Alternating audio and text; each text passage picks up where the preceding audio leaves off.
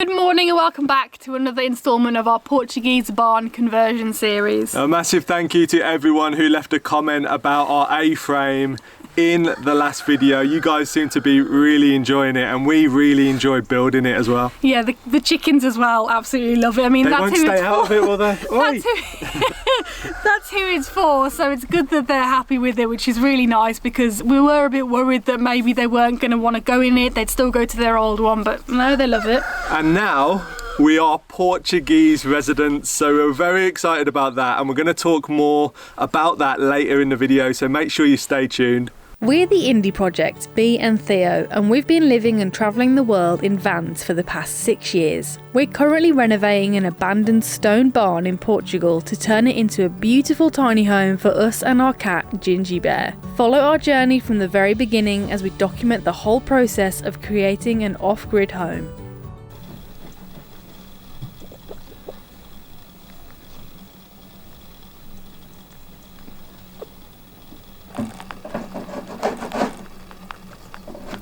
Chickens.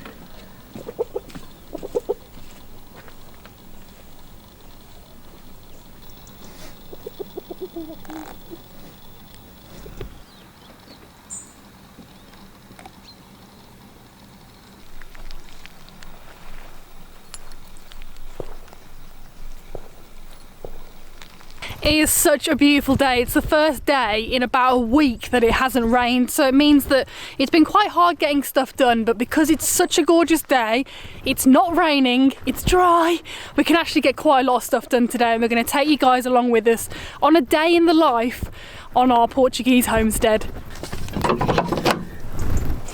We had a lot of comments in the last video saying, why don't you guys just move in here? And I know that looks like what I've done. I'm just literally on the floor like a chicken. There is enough room for a bed just there. But we had a problem. As Bee said, we had a lot of rain over the last week and the chickens decided to break their contract and not wait for the keys. I built them a tunnel at the back and it was raining really hard. Bee came and looked through the window and all the chickens are just in here. They broke into their house before the due date. So there's a few things that we still need to finish. Bee's been in here this morning cleaning out all their poo and all the grimy stuff so that I can go around and conceal all the edges because we're going to fill the floor with sand. So the extreme rain did actually drive the chickens in early and it was quite fortunate timing because even though it's not fully finished, we haven't got the sand down, this piece of material is desperately trying to get in my hair. I had put one of the big perches up that all of them can fit on and the nesting boxes so they had space to rest and sit. So what I did for the last couple of days whilst it was raining is I just made sure they had food and water and a nice dry space to be in, and today, because it's sunny, because it's dry, I've given it a nice sweep out, got all of the little pellet poos out because as you know, chickens, they don't go to the toilet like humans or cats. So I'm making a giant litter tray in essence. It's going to be sand on the floor so I can just come in every morning with a litter scoop up the poos because they're nice formed pellets, as you guys know if you've ever seen chicken poo, and it means it's really easy to keep it clean and dry because sand doesn't stay wet. So if you guys come round to the actual chicken coop area where they hang out in the day sometimes, you can see the tunnel that I built. It's really funny. So here it is, here's their little tunnel to get back into the coop and it just really makes me laugh. I think it's the corrugated iron roof and the rustic siding. And one of the things I really need to do is finish the door on the front there. I need to put a little sliding door so it's really easy to close them in at night. At the moment, we've just been screwing a piece of wood over there. So I've got this really cool stuff that I've been dying to use. It's a rubberized paint that we wanted to put on the floor of the chicken coop because even though the floor is already protected, the wood came waterproof already, which is fantastic. We wanted to just test this stuff out and give it an extra layer of protection, but because of this relentless rain that we've been having this winter, today is the only dry day that we've got and it just does not give us enough time to be able to do what we need to do, which is clear out the floor, dry the floor, paint it, give it 2 coats all in one day so the chickens can then come back in, because the rain is going to be really bad again tomorrow. So unfortunately we can't use it right now, but we will in the future. So for now, the sand and the waterproof wood anyway should be totally fine, and I can't wait to get the sand down actually. So ventilation in a chicken coop is really important, and I've seen a lot of your guys' comments on our video saying, have you got any ventilation, because you need to let the air circulate, and we did.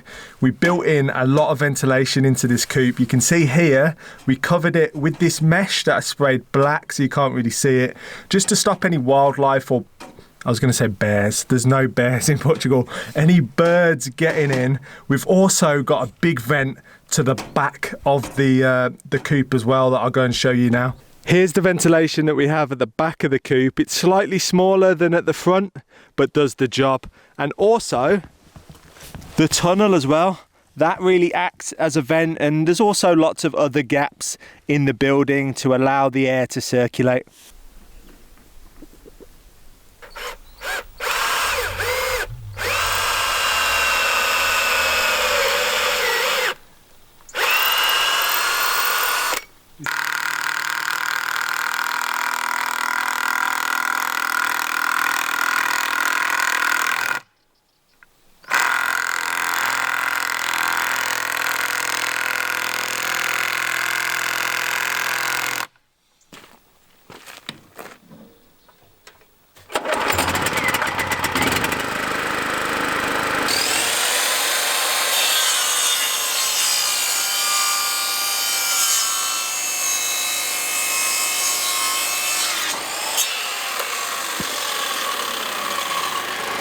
Theo is still out there working away on it. He will work there all day until it's too dark and he can't continue any longer. I've just come to sit in the cabin on the mine. I've just come to sit in the caravan for a little bit and check out some of the magazines that I've got on my phone. I've really been enjoying flicking through them for inspiration, and loads of ideas are running through my head now. I use an app called Readly, who have kindly sponsored today's video, and Readly is fantastic because you can have it on your phone or tablet, and it gives you access to thousands of different magazines. There's literally a topic to suit anybody. I really enjoy using it, and so does Theo, because you can have up to 5 accounts on one subscription, which is great. So we talk about the different magazines we're reading because we're both working together on the barn and the cabin. We've been reading a lot of home renovation and DIY magazines, which have really given us a lot of ideas and inspiration for what we have to come, because we've got a lot of like I said, a lot of ideas about what we want to do, and seeing what other people have done and advice that you can get from these magazines has been totally fantastic. The app itself is super easy to use. Some of my favourite magazines, including home building and renovating, self-build and design, I've got them favourited so I can access pretty much all of them at any time that I want. I've been reading ones that are up to a year old, which I really enjoy because it's paper free, which means it's environmentally friendly, and you get access to magazines that are, like I said, over a year old, which is really handy. We've got a link in our description for a month's free trial, so if you want to try that, make sure you do click that link, and then it's $7.99 a month afterwards. You can cancel at any time because it's a monthly rolling contract. There's no contract at all, so it's really simple, easy and intuitive to use, and you can read pretty much any magazine that takes your eye, so do enjoy it. I'm going to read some more because I need to just have a little break from the cabin build and get some more ideas for what I want to do. So I left Theo. I was in the caravan, as you saw, and he was out here building the chicken stuff, and he's vanished. I thought I heard him stop, so I thought maybe he was done, but he's gone and the tractor's gone. So I guess he's had enough of the chicken stuff and he's decided that he needs some tractor time. That wasn't the plan for today, so I need to go and find him and bring him back up here. So there's tractor marks. I'm just going to follow them. They'll show me exactly where he is. Come on with. Well, look who I found. He's obviously found a piece to mow that he felt needed mowing today. Oh, what a joker. He's still as much in love with his tractor today as he is the first day he got it. I don't think he's actually even spotted that I'm here, because normally he'd stop and talk to me. Instead, he's just driving around, cutting the grass. Hello! Hello! I'm waving! There was just some grass that I really needed to get rid of. It was really annoying me in the back of my mind. When I did the grass, I forgot this one patch and I was like, I've got a minute, I'll go out and get it done. But when I took the cover off the tractor, I wasn't happy with how the tarp's keeping it dry at all, because obviously you get all the condensation and stuff. So I think a project in the near future is going to have to be a tractor shed. So let me know in the comments if you guys want to see me build a tractor shed.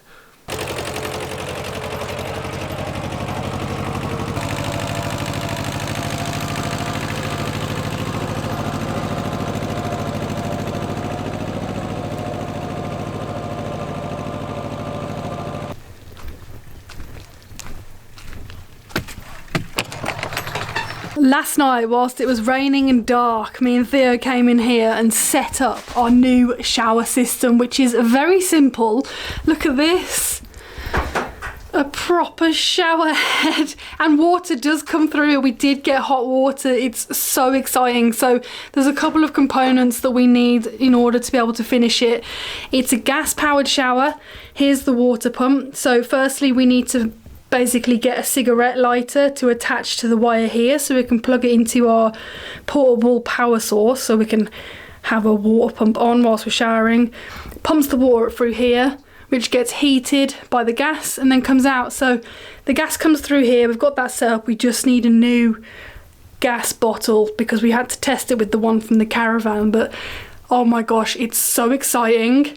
And you might be wondering what we've been doing before we had this shower, because obviously it's not fully working yet, and we've actually been using a pump shower for about 3 years now. It's really good, perfect for van life. We just fill up a kettle, pop it in, and it takes 5 litres and we can shower with that, and we usually shower outside.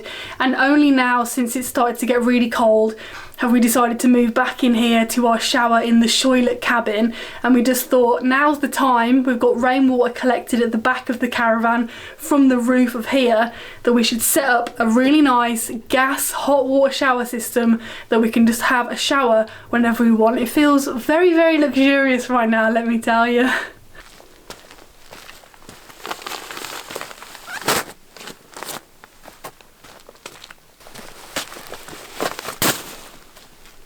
So these bags of sand are massive. They're 40 kilos, so Theo himself is struggling to get it through. Oh, sorry, it looks like you're about to collapse.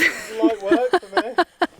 They're 40 kilos. I tried to pick that up when we got it from the shop and I broke a fingernail. So Theo's in here. Let me just, oh, you come. I'll let you get the other one in before I go in, but I've got a horrible feeling that these 2 sandbags aren't actually going to be enough. Got one more. Yeah, but it's not a full one.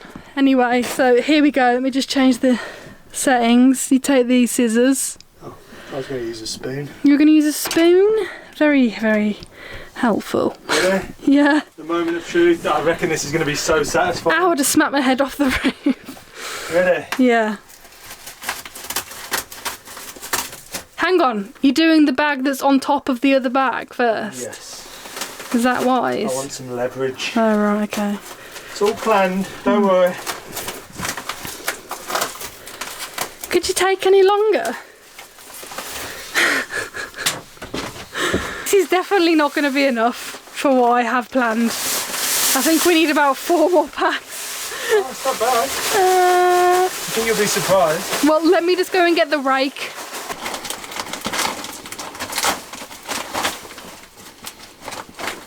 Those scissors got annihilated when I used them. I used them to cut the Devo tape, and they've never been the same.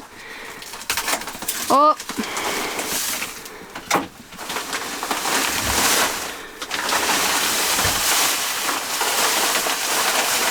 So I want this sand to work out about an inch thick across the hot. This rake is too big for the space. There's no way that's going to be an inch thick. Are you serious? But you'll cover it for now, and then you can get more sand. I'm being a blind optimist right now. This is the hardest thing ever. The pole on this rake is so long. You look at home there, mate. This space is not big enough. You just stay there and I'll live in the van. That's fine, I'll have a caravan. I don't want to. You'll be nice and warm with the chickens.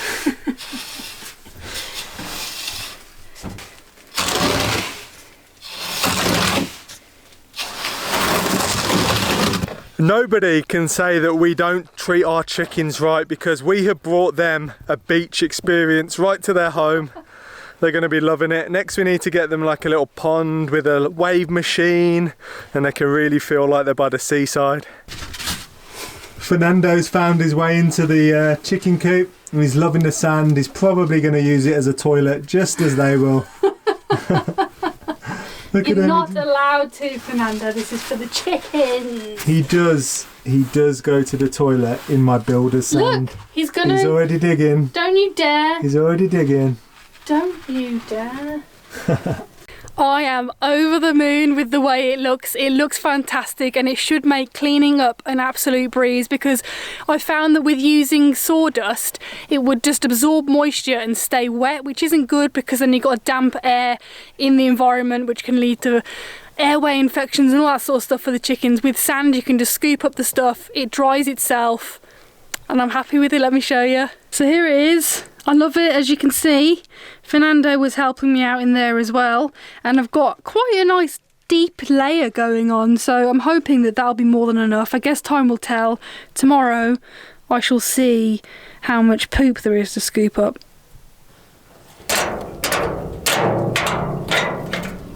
Theo behind me is unwrapping the mezzanine beams. Now these have been wrapped up since the day they were actually put in place, which was in October, so it's actually, as you can see, really exciting to see them no longer covered in eco-tech, and will hopefully allow us to fall back in love with the barn, because it's impossible to not have fallen out of love with it a little bit after what happened. And having the break doing the coop was definitely a good idea, I think, because being in here now, seeing that being unwrapped, is making me feel really excited for the potential that this space has.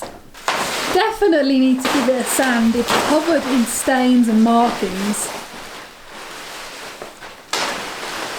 Woohoo! Stuff. It looks beautiful. So all I'm doing now is just taking a measurement from beam to beam from the outside, so that I can order the wood for the joists that are going to go horizontally across here. Are they going to be chestnut? They're going to be chestnut. All of this will be chestnut, apart from the floorboards that we're just getting pine, because that's what it comes in. Nice thick floorboards, tongue and groove. They should look wonderful under here. It should look really nice. And we're going to create some sort of, like you would have in a loft. It'll be like an open hole. Oh yeah, that you walk through. Just over there, kind of. Right in the centre. So you want it right in the centre? Right in the centre, because when you can tell we don't talk to each other about our ideas. When you walk up the ladder that we're going to build, it'll be like a cross between a staircase and a ladder. It's going to be a sladder. A sladder. And then you're at the highest point when you pop out. That's true, actually. So you got the most amount of headroom, but as you've seen in previous videos, we can stand up fully on the mezzanine, which is amazing, because we've got so much height in the barn now. It really does feel like a mini cathedral. I just had to come up here again to see what it's going to be like when it's finished. We're going to have a lovely banister across here that I'm going to build all out of round, small pieces of chestnut that should be really nice. And just tie it all in together. And obviously you don't want to fall off here, because pretty damn high. Like, yeah, it's actually scary. Is it 2 metres off the ground? More than 2 metres. I can't imagine rolling out of bed onto the floor. That would that would wake you up. But yeah, it's beautiful. The space up here just adds a whole new dimension to the barn. I'm really into layouts and space with small spaces, because of obviously what we've done for the last, 5-6 years with the indie projects, and seeing so many different tiny house builds, seeing van conversions. It's really important that you use the space really well, and that's what we've gone for in here. We've just created a whole new floor that was just never here before, and a whole new space that doesn't need to be down low. You know, the bedroom can be up here, well out the way, and then we've got loads of space. Yeah, living room area there and stairs here. It's cool. It's going to be amazing. It is going to be amazing, but just got to get that passion back. You know, I had it for 4 months. I worked on this building for 4 months every day. And then when we got shafted, it just really took my heart out of it, but I'm getting it back. And I'm actually looking forward to getting onto the outside of the building now. I'm going to do some pointing. Oh, we need to tell them about the special thing. Let's go show them now. We have caved and we have finally brought a cement mixer. We managed to pick this one up brand new for like €200, so it's not that bad really. It's going to be a really good asset to the land and to the building project because we've got so many mixes to do. Lime also needs to be mixed really well for 15 minutes or more, and the other day I did 3 mixes in a day in the wheelbarrow and my back was finished. I've already got a week back from years of having a camera on my shoulder from doing camera work, but it's not worth it, is it? Now we've got this beast, I'll have a nice healthy back and we can get some nice mixes and we can crack on with this building.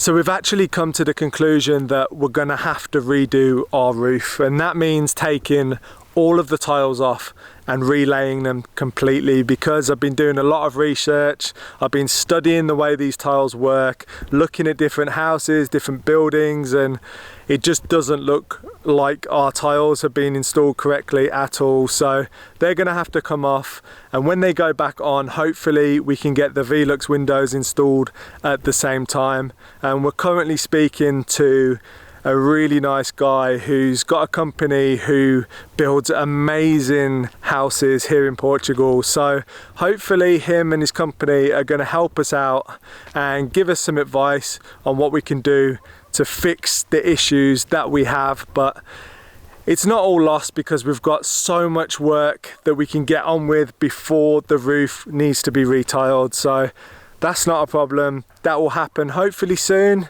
and we can just crack on with loads of other projects in the meantime. And I'm about to get on with some pointing right now. So basically what I'm going to be doing is just pointing below the ground level. This is to stop any moisture coming through. I'm also probably going to add some sort of bitumen or rubberized paint, like a couple of feet up. You'll never see it, it'll be underground, but that will repel the water.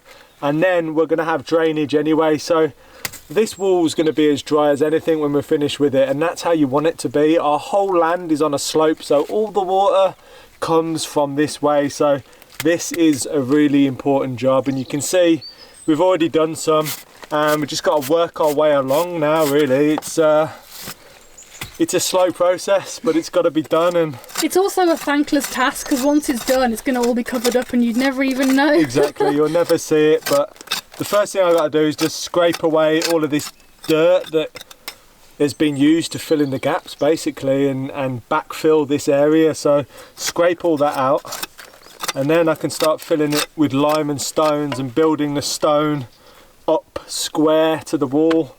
Be nice and secure, nice and strong, and watertight as well.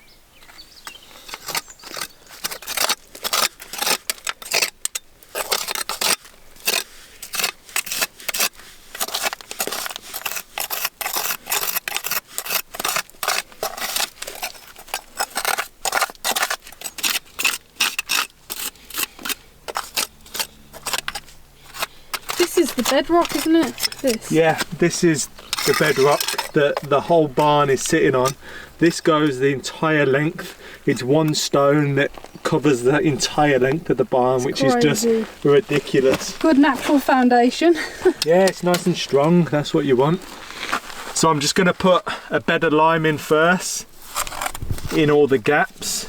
And what you want to do is put as many stones as possible all the way up. I'm going to build it all the way up to here, so it's like a flat wall, and that gives it strength and integrity, because without that it's just pure lime and it can end up cracking. It's just not as strong as if you put stones in there. It's meant to be used in combination with as many stones as possible for that strength. Do you need some stones actually?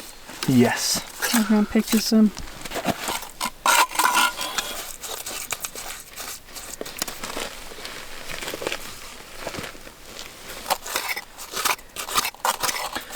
You want to get it right into the deep gaps all the way back, because moisture can find its way in anywhere.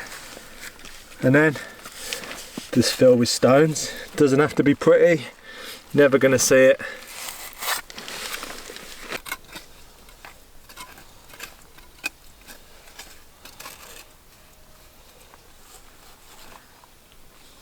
You're a great inspector.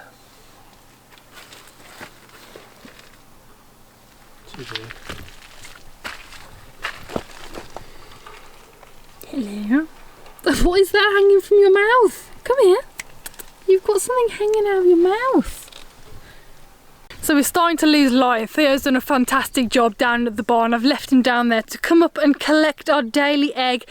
Birdie is still laying eggs once a day, and because her old coop behind me is still here, we've left it open for them in the day. She's still been laying her eggs in there.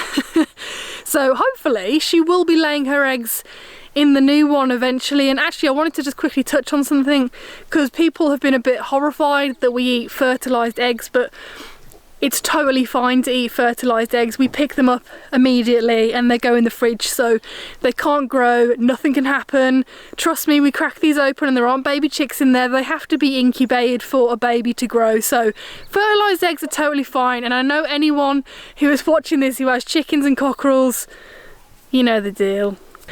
I've just come to wish the chickens good night. So we've got Birdie, Sage and Mary, who is a cockerel, all sitting on here, and Betty, who is also a cockerel, just keeping abreast of events, making sure the coop is in good order. So good night. Good night, chickens.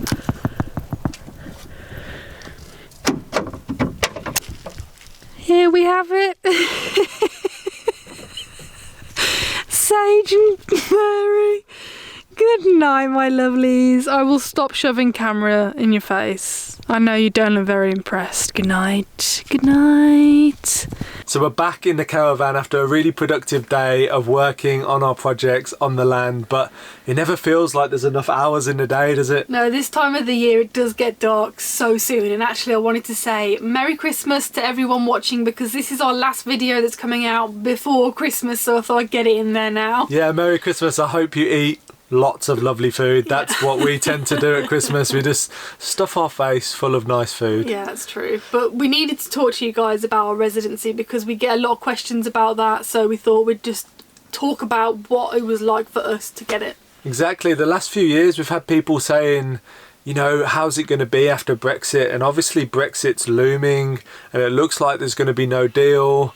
So we got our residency granted in the last couple of days and we couldn't be more happy. It was a super simple process when we actually managed to go into the camera, which is like the council office, to get it all sorted. But it was closed for a long time because of COVID and everything that's been going on with the pandemic. So it's been actually quite tough to get it. We were meant to get it probably around about a month ago. Yeah, we were sending a lot of emails, nothing was getting replied to, and we were thinking, you know, we've really got to get it done soon. We're getting a little bit stressed now because obviously there's the deadline of December the 31st, but we thought it was never going to happen. And we wasn't too worried, to be honest, because, you know, we do have a job, we have an income, so I think we would have been fine to get residency. After Brexit, it would have been more complicated and you would have need proof of income and some other things. So to get it done before the deadline is just so much easier. It really is. We literally walked in there, 20 minutes later we came out with our residency certificate. Yeah, the process was super simple. It cost us, was it €15 each? €15 each, which is nothing really, is it? No, it's absolutely nothing, and we couldn't get our papers until the next day because the president had to sign them, and basically that's what it is. We've got a 5-year residency now, so I'm sure lots of people have been getting them recently. We're very happy that we managed to get it now, but that being said, things are constantly changing, aren't they? Like, Brexit's happening, still everyone is on the back foot. We don't know exactly what's going to happen until it actually happens. So something I will say is we've had an influx of messages of people who are rushing over here so that they can get residency because they think that that will allow them to travel in their van for longer than 90 days in every 180 days throughout Europe, and unfortunately that's not the case. The travel restrictions around Europe are based on your citizenship. So we're citizens of the United Kingdom, which means that we can still only travel in other countries apart from Portugal for 90 days in every 180 days, which that's a bit upsetting. It really is. I'm interested to see what the workaround's going to be there, and whether you have to get a visa for the whole of Europe if you want to travel for longer. I'm sure there will be something like that. But our plans are to go to North America, and travel around the world in our van when our house is finished. So it's not going to affect us for a long while, but it will affect a lot of other people, and it's really sad to see because, van life and traveling around Europe is such an amazing experience, and it's something we've done for the last over 6 years now, and it's been incredible. And it's so sad if you can't have the freedom that we've had when we've done it. Because you have a British passport. Exactly. Obviously, it doesn't change if you're from Netherlands or somewhere like that. You're still totally fine. You're not affected by it. Because I know that some of our US audience might be watching this and thinking, what are you talking about? I'm sure you've heard of Brexit and all of that kind of stuff, but none of that really applies to you. But we're safe, we're here, and it feels really good to be a resident. I really liked it when we got the residency. The woman stood up and she was really excited for us, and she said, "You're now Portuguese." I was like, "Am I?" Oh, brilliant. And everyone's so kind here. It's you go into these council offices, and generally what we've found is actually they're really helpful and they want to help you, which is really positive. So if you are planning to come to Portugal, there's lots of things to get around, and there's lots of time that you'll probably spend in these council offices, but generally we've got a really good had a really good vibe, and everyone's been really helpful. I would definitely say that if you are thinking about doing anything like this, always make sure you have your passport on you, because that's one of the most important pieces of documentation you can have. For residency, obviously, you need an address as well. So those are some things to bear in mind. I mean, we're not obviously legal people, so we can't give you legit advice. We're not legally people. No, you know what I mean. We're not lawyers or something, so I'm not going to tell you something and be like, "This is how it is." I was like, "What? I'm not a human."